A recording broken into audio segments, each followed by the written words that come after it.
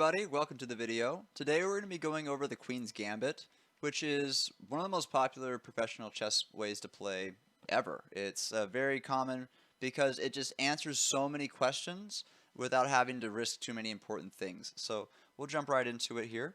So the Queen's Gambit starts off with moving the Queen's pawn. Pretty easy to remember.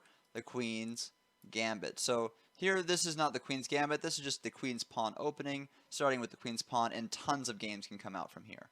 But here, we're going to have a matched game, and from here, we are going to play the Queen's Gambit. So a Gambit is, this is not a typical Gambit, because most Gambits are, like they sound, like a gamble or a big risk. Whereas this one is not a big risk at all, because you might see that this pawn could take here, right? Thumbs up if you could see that this pawn can take it. But let's just see what would happen if it took. So if this pawn takes, there's two bad things that can happen. One, the queen can come out here, check the king, and then it can just go and grab the pawn itself.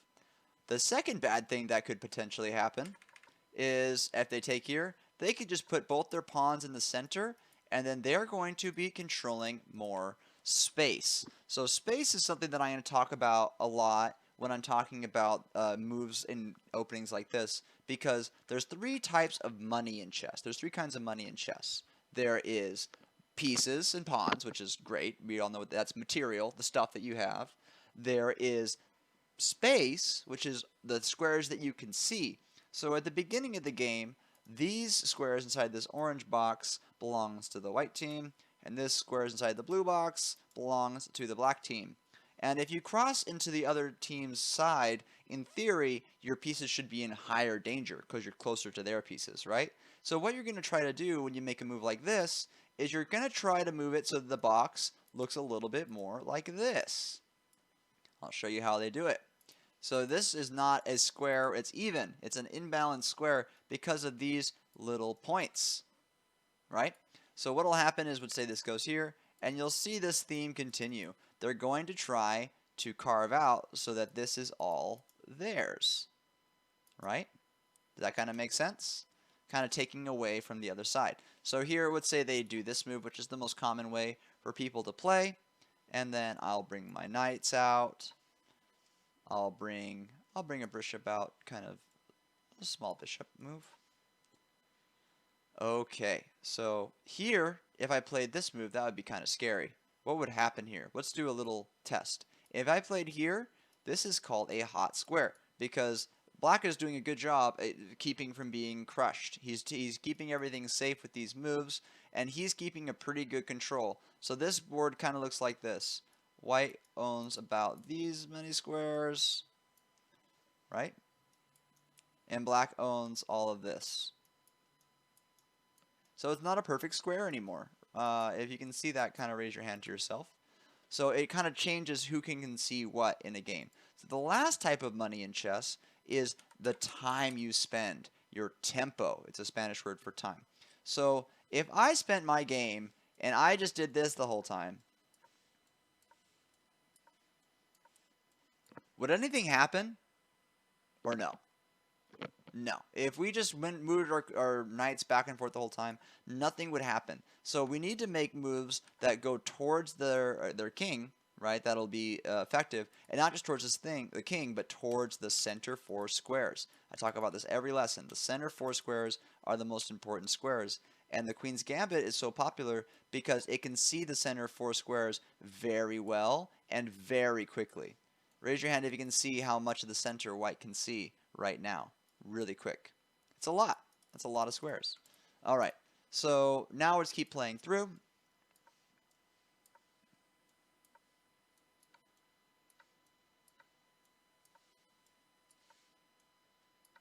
Okay.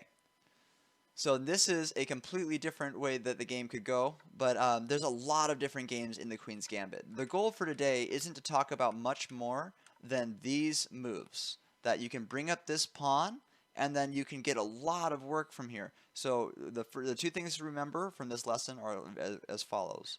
If the pawn takes you, you have two choices to take back. Number one, you can have your queen go to the side, do a check on the king, and then run over here and take this pawn.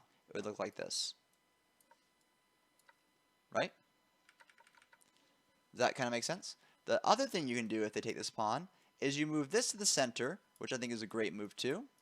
And now this bishop can see here.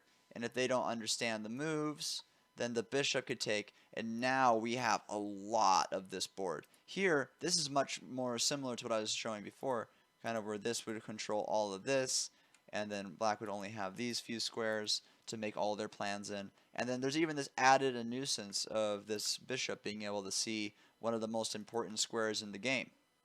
So this is what the Queen's Gambit does. It takes a lot of space away from the other player so that it's easier to get up in tempo and material. So the way that the Queen's Gambit wins is with space. So when you're playing this game, it's going to take many, many years. We're going to be doing a series of openings where all these openings are going to take your whole chess career to learn. But all I really want to do is show you the first couple moves so that you can begin to learn them for yourself.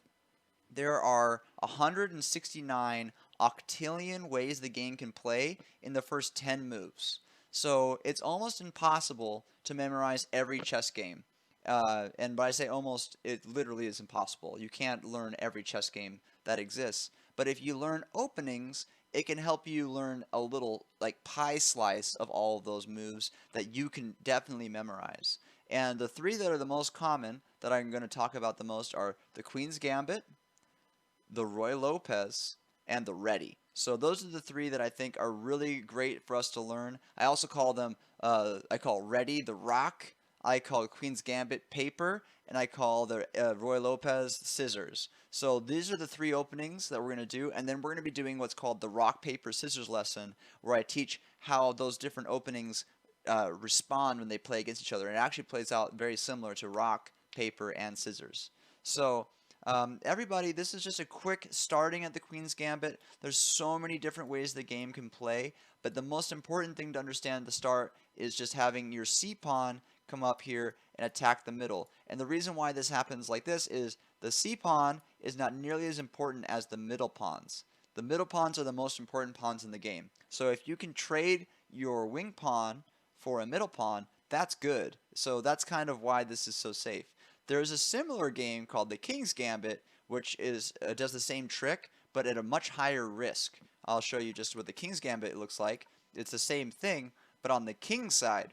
Now this is scary because if you don't know what you're doing, the King can get in a lot of danger really fast, and if you just kind of make random moves, you could easily lose the game in a couple of turns. So the Queen's Gambit and the King's Gambit sound similar, but they're completely different. So the Queen's Gambit, you have to start off with the Queen's pawn. She's going to go forward 2 spaces like this, and then she'll be able to see the center. They typically will copy you like this, or bring out their knight first, which is totally fine. You can do the same system here.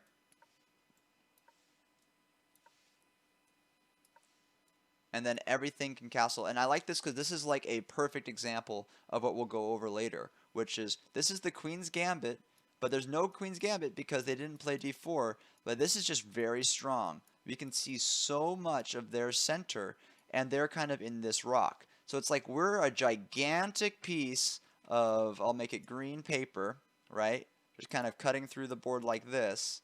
And then he's this small piece of blue paper back here, right? And so we're winning not by taking more pieces, but by taking more space. So this is a great lesson in space. I hope that it makes sense that by taking space that you can see those squares, and that's what that means. And we'll go over this in more detail much more times, but the most important part of this lesson is just learning that the Queen's Gambit is going to be the 2 pawns going and meeting in the center and saying hi, and then your Queen's Bishop's pawn is going to go 2 spaces forward, and then it's going to offer a gambit for the center. So this is the Queen's Gambit, just the intro. Of course, it's one of the most complicated and amazing openings that you can learn in chess, but I just thought this would be a great place for young players to start and take a look at some possible games that they can learn. So good luck, and I'll see you on the next one.